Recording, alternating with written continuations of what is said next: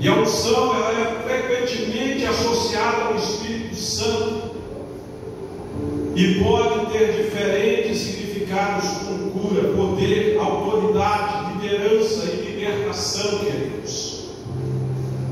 Israel, eles deixaram os preceitos do Senhor, praticando todo tipo de pecado, e acabou entristecendo o Senhor com suas ações, com suas práticas. E o Senhor, Ele agora vai permitir que toda a nação caia na mão da Assíria. Deus levanta a Síria para estar subjugando Israel. E essa nação, irmãos, vai estar tratando com essa nação de Israel. A Síria começa a tratar duramente com Israel. E eles agora vão começar a experimentar o tratado da tristeza, o tratado da angústia, o tratado da dor, o tratado do desprezo. Por quê? Porque eles deixaram os preceitos do Senhor, porque eles abandonaram aquilo que Deus pediu para eles que fizessem, que era o quê? Que era afastar-se dos deuses pagãos, que era afastar dos pecados, das práticas cotidianas que eles estavam vindo praticando. Mas eles desobedeceram, prostraram-se diante de Deus pagão, coabitaram com mulheres de outras nações pagãs, e por isso foi entristecendo o coração do Senhor. E Deus então ele levanta a Síria para estar subjugando esse povo. Esse povo agora eles vão experimentar, queridos, muitas coisas ruins com essa nação da Síria. E quando nós observamos a Síria subjugando Israel, com as dores, com a tristeza, com as amarguras de alma, com as opressões, meus queridos, nós observamos algo. Por quê? Porque esse texto ele fala individualmente conosco, mas ele também fala com uma nação. Quando nós olhamos para esse texto, nós vemos que o Senhor ele está falando com a nação de Israel. Aleluia. E através de quem? O profeta Isaías. E Isaías ele entrega a mensagem dizendo que o Senhor iria tratar com a nação. E como o Senhor começa a tratar com a nação, aquele povo de Israel, eles começam a sentir o peso da mão de Deus. Queridos, qualquer pessoa ou qualquer nação que cair na mão de Satanás, o Senhor ele tem o poder de tirar. Mas qualquer pessoa ou qualquer nação que cair nas mãos de Deus, ninguém pode tirar. E quando o Senhor começa a tratar com esta nação, outros reis não podiam livrar, outra nação não podia livrar. Por quê? Porque quando Deus está tratando, irmãos, vem a dor, vem a lágrima, vem o sofrimento, vem a opressão, vem tudo. E quando nós observamos o tratar de Deus com esta nação, não tinha ninguém para poder livrar eles. E eles agora estavam experimentando o agir de Deus, a mão de Deus apertando sobre eles. E agora só restava uma coisa para essa nação. E o que restava para essa nação? Primeiro, arrependimento. Queridos, o arrependimento, ele pode virar cativeiro. O arrependimento, ele pode virar situação. O arrependimento pode sair da derrota e Deus pode colocar na vitória. E quando nós olhamos então a ação de Deus sobre a nação de Israel, nós observamos que eles estavam passando os piores momentos ali com a Síria. Mas agora esse povo, eles começam a olhar e ver o que estava acontecendo no meio deles.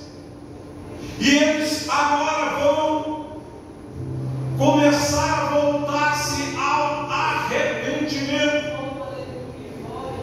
O arrependimento é reconhecer que nós, seres humanos, somos frágeis, mas existe um ser supremo que pode todas as coisas. Como esta nação reconhece, a primeira coisa que eles vão fazer é arrepender-se das suas práticas, dos seus pecados, das suas ações.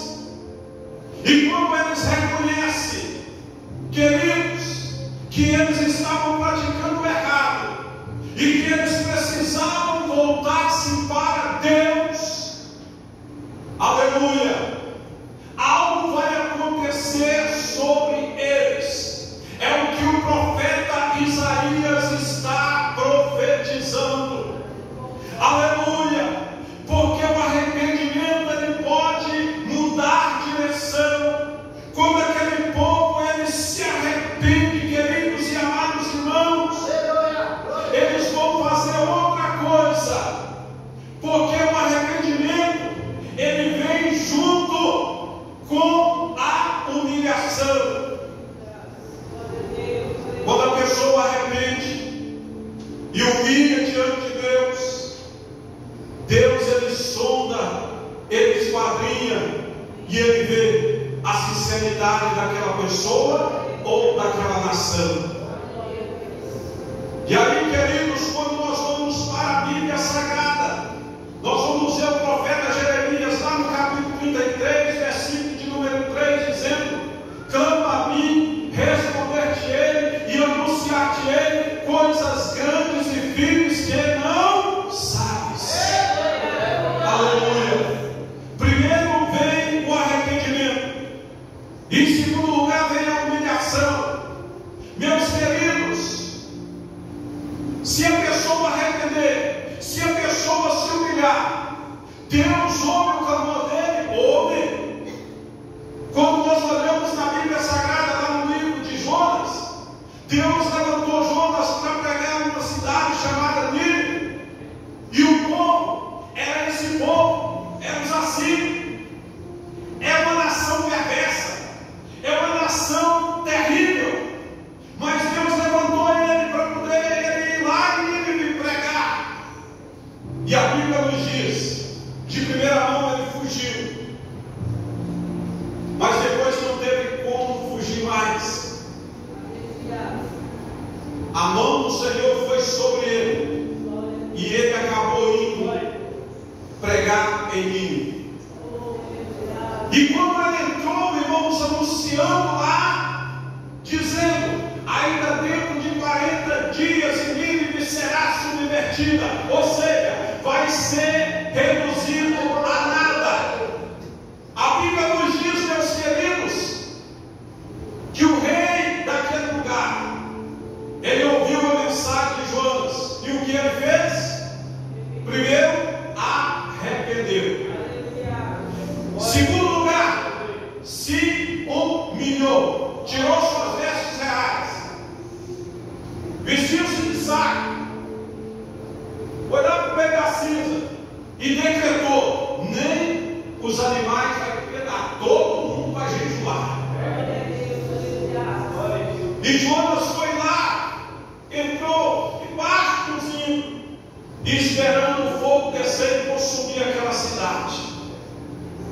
E vai passando os minutos, e vai passando as horas, o fogo não desce. Ele começa a dizer: o Senhor falou que ia destruir essa cidade, não está acontecendo nada.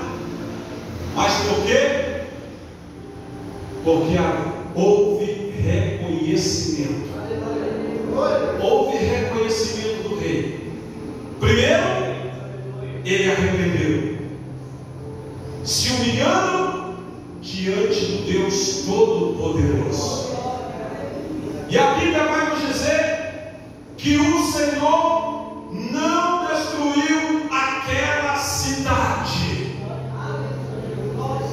E aí, quando nós vamos lá na Lamentação, nós vamos ver o profeta Jeremias dizendo lá na Lamentação: as misericórdias do Senhor é a causa de nós não sermos consumidos. Aleluia! Louvado seja o nome do Senhor. Quando nós olhamos, queridos e amados irmãos, acontece então a nação de Israel, primeiro o arrependimento, depois a humilhação, e em terceiro lugar, eles voltam para o Senhor para buscar o Senhor. Aleluia! Arrependimento, humilhação e a busca constante ao Senhor. Quando nós olhamos esta nação praticando isso, Deus vai levantar o profeta Isaías. E agora o profeta Isaías, ele vai profetizar e vai chegar dizendo: ei nação, acontecerá naquele dia que a sua carga será tirada do teu ombro, e o seu jugo do teu pescoço, o jugo será despedaçado por causa da unção. Oh, aleluia! Que unção é esta, queridos e amados irmãos? Unção que despedaça o jugo, unção que coloca o inimigo para morrer, unção que dá vitória. Eu tenho certeza, aleluia, que você também está com esta unção na tua vida. Pastor, como eu estou com esta unção na minha vida?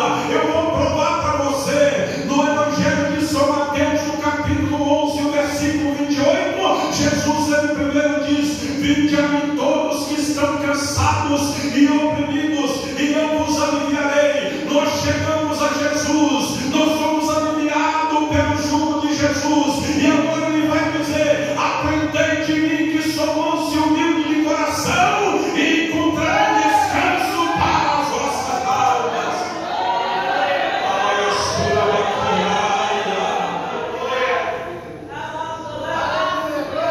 Nós tomamos o jugo de Jesus, aquele jugo do pecado que estava sobre os nossos ombros, a opressão maligna que estava sobre nós. Jesus despedaçou ele, aleluia, ele despedaçou, ele nos libertou, aleluia, e hoje nós podemos andar de cabeça erguida, aleluia, dizendo: só o Senhor é Deus, só o Senhor é Deus, somente o Senhor é digno de honra, somente o Senhor é digno de glória, somente o Senhor é digno de adoração. Aonde estão os adoradores do Senhor nesta noite, que podem reconhecer isto?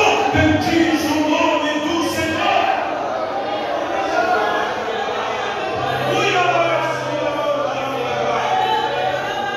Aleluia! Oh, bendiz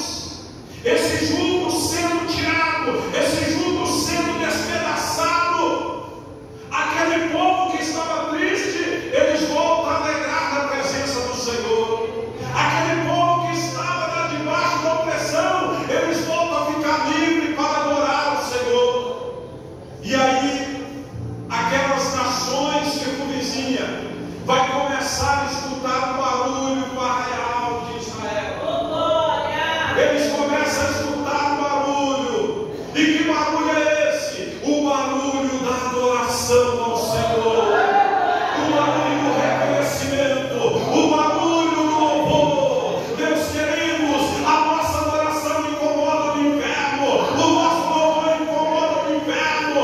O inferno fica doido, por quê?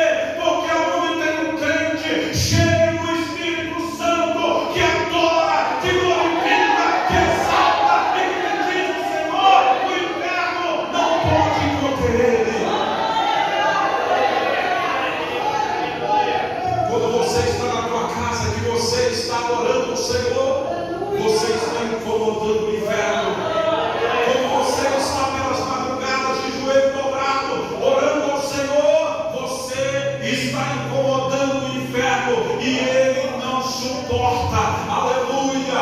E meus queridos e amados irmãos, quando, aleluia, eles pegaram aquela árvore maravilhosa, aquela árvore linda, e cortou aquela árvore lá embaixo, o diabo pensou: agora esta árvore não vai frutificar, agora esta árvore não vai dar fruto, agora esta árvore vai ser queimada. Engano dele. Por quê? Porque o profeta Isaías não para, porque no capítulo 11 vai dar sequência do capítulo 10, e o que vai acontecer? O profeta Isaías enche o peito de ar e ele vai dizer: porque brotará um rebento do tronco de Jessé, e das raízes um renovo frutificará. Aleluia! Brotou um renovo, brotou um renovo. Jesus ressuscitou. Aleluia, bacana. Vamos poder orar, jogar sua mão para cima, adore a Ele, bendiz o nome dEle. Ele está presente aqui. Pode sentir a presença, a unção do Espírito de Deus. Aleluia, bacana.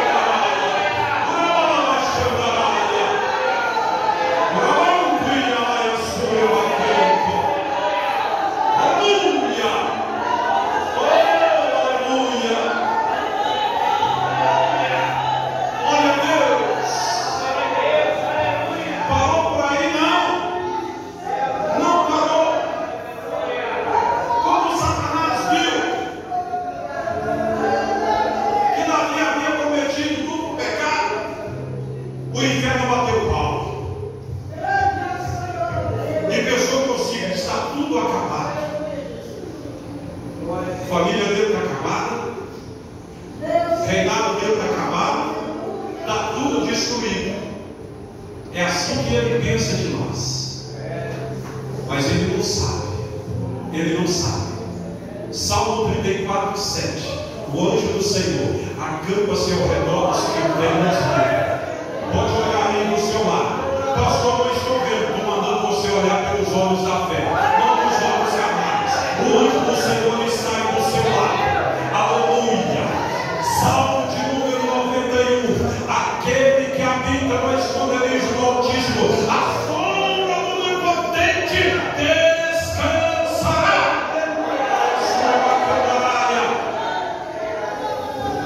E aí ele pensou: está acabada a geração aqui, ninguém vai reinar.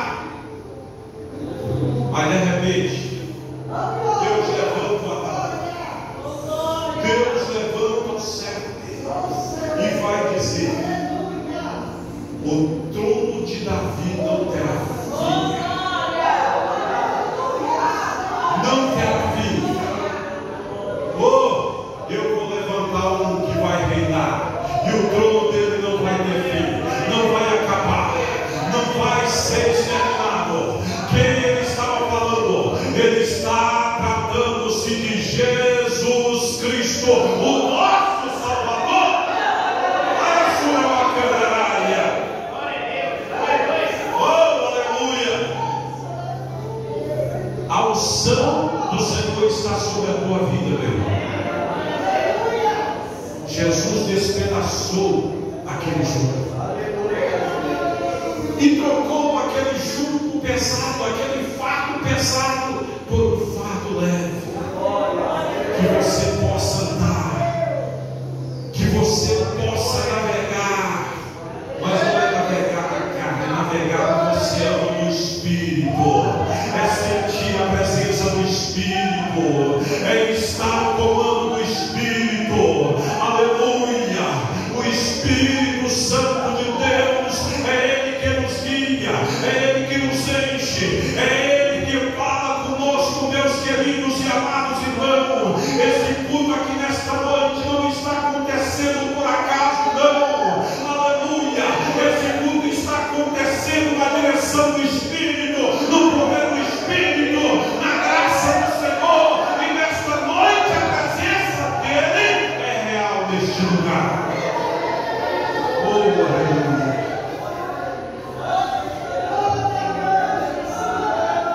Seja individual ou seja coletivo, Deus, Ele sempre vai estar atento às nossas orações. Aleluia! E esses três atos diante de Deus, com certeza,